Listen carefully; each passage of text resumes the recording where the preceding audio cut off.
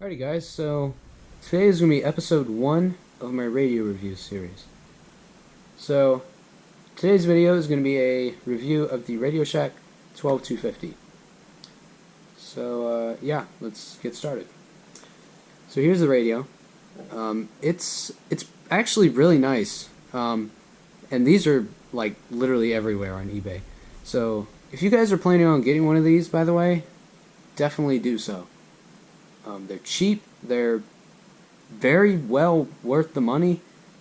They're actually very simple radios. They're not too complex, but yeah. They do have some pretty nice features, some of which I can't demonstrate. For example, when it gets an alert, it'll show how much time it has left on each event, I guess. But I mean, that's pretty much all RadioShack. Anyways, here is the back of the radio. You have your sticker telling you everything about it. It's a 12250. All the channels are in order, so it's not that weird order that they used to use. This guy was made in 1999. I can't tell what month because the date has been rubbed off. But here's the battery compartment. It does take a 9-volt battery, as you can see. And there's a wire connecting it. Right. Here's this side. You got an external antenna, a external alert, and your program, an operate switch, which actually this should be operate, but yeah. It's basically the menu. For some reason, there's a switch.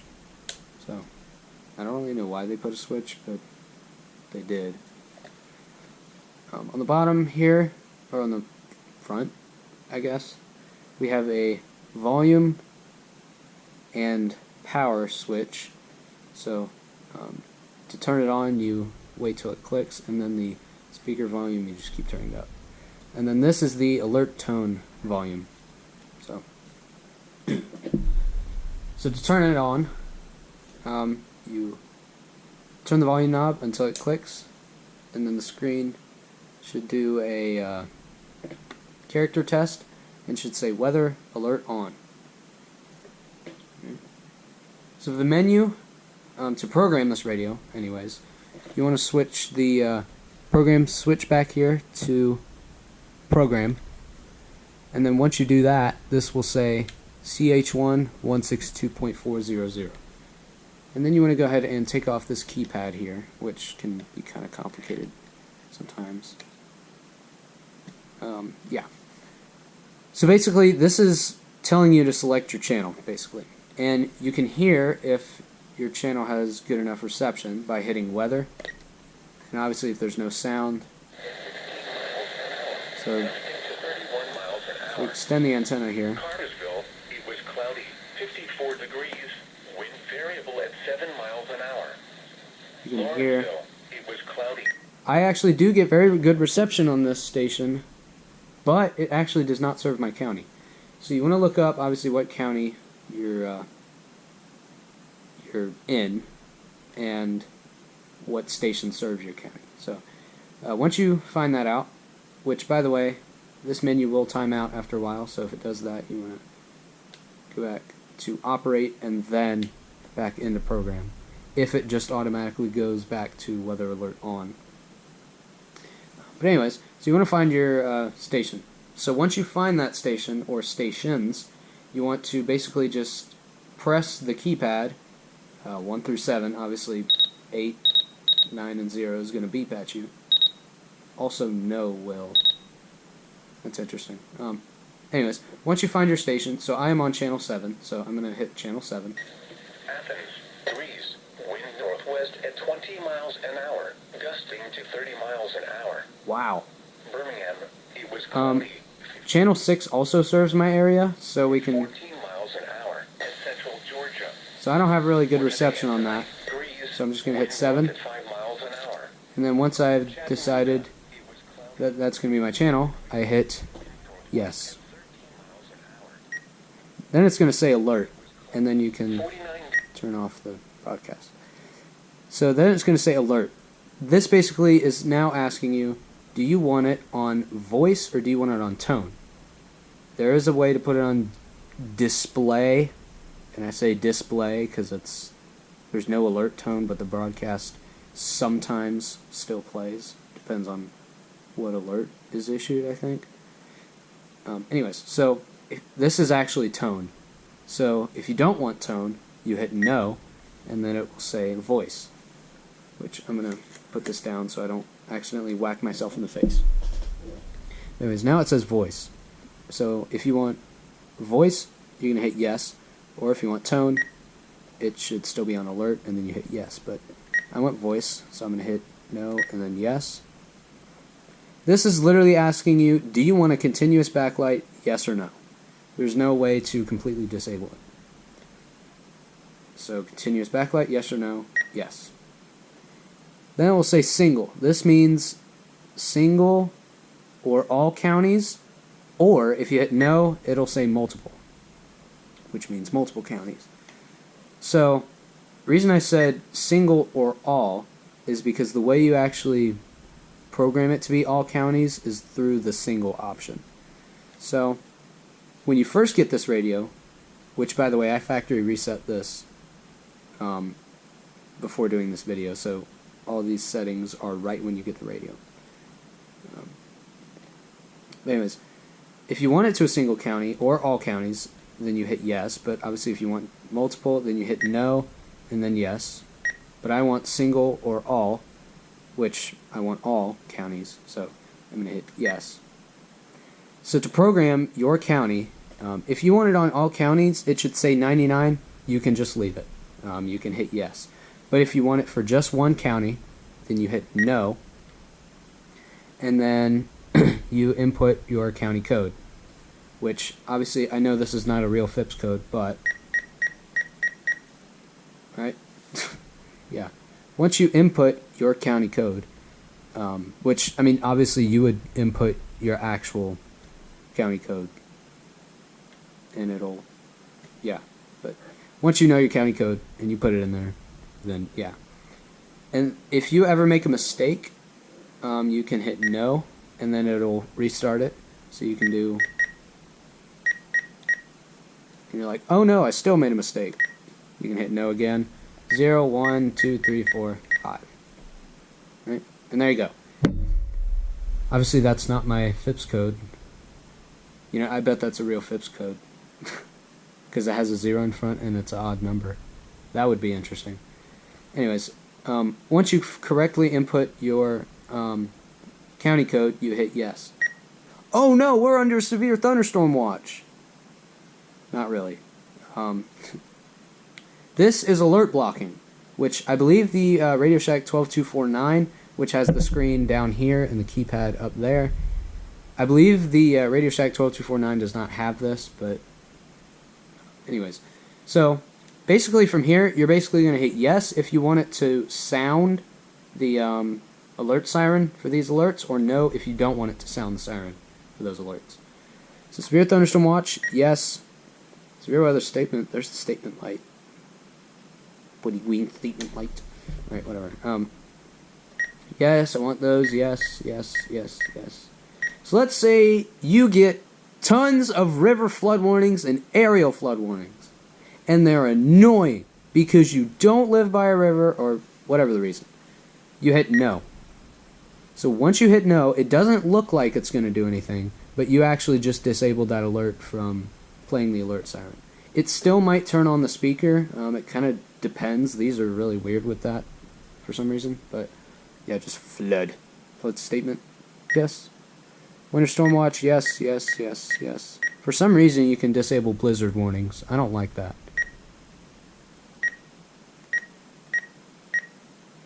You can disable blizzard warnings, but you can't disable tornado watches. Nice. I'm sorry, what? You can disable... Okay, this menu is seriously... Yeah, that's stupid. Alright. Oh, also, you can't disable the weekly test. You can disable the monthly test, but you can't disable the weekly test. Unknown statement. That's kind of weird that you can disable. Oh, never mind. That's right. Demo message. Yes. So now it's going to say select check. Once you've decided everything, it's going to say select check. And then it's going to say Severe Thunderstorm Watch again. But it's going to say tone on or tone off, as you saw right there. Tone on. That means that it's going to sound for those. So you just scroll through, and I don't know what happens if you hit no, but just hit yes.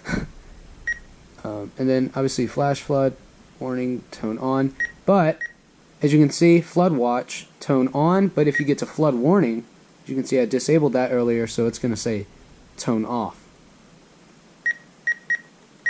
So once you've made sure everything, right, and you go completely throughout the menu, it's going to go back to the channel selection. Now obviously if you made a mistake, you can go back in here. Actually, yeah, I definitely don't like this menu.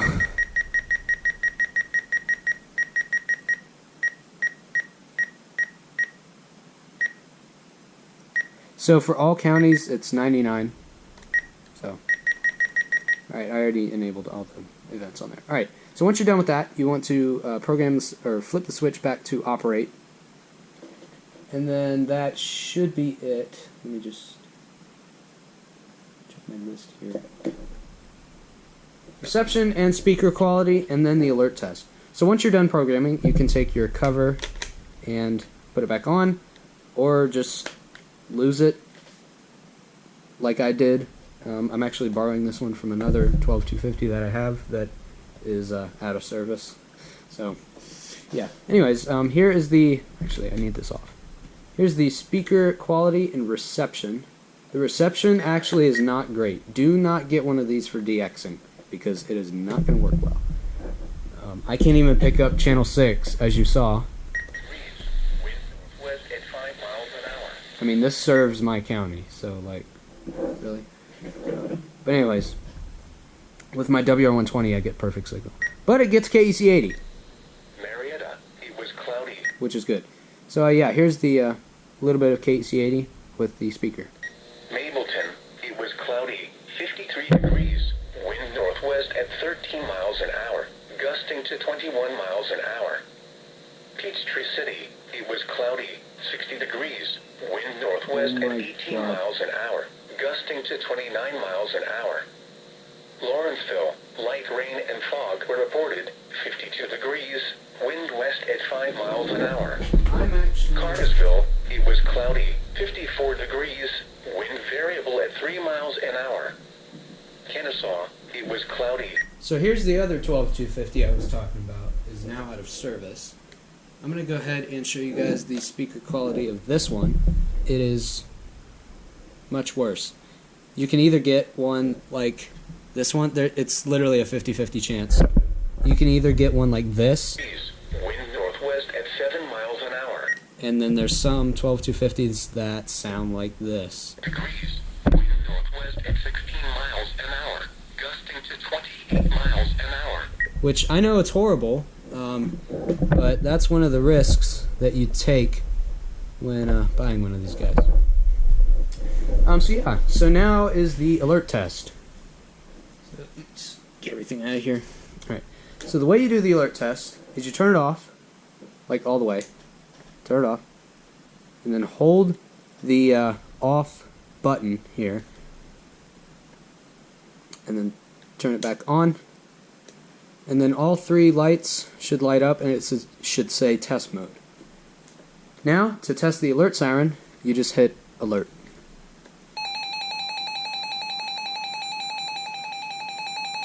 And if it's not loud enough, or it is too loud, this is the minimum volume, by the way. This is my normal speaking voice. So, it's, I wouldn't want to be woken up by it in the middle of the night. But that's just me, because I am very sensitive to noise when I'm not expecting it. So, anyways, here's the max volume. It is not very quiet.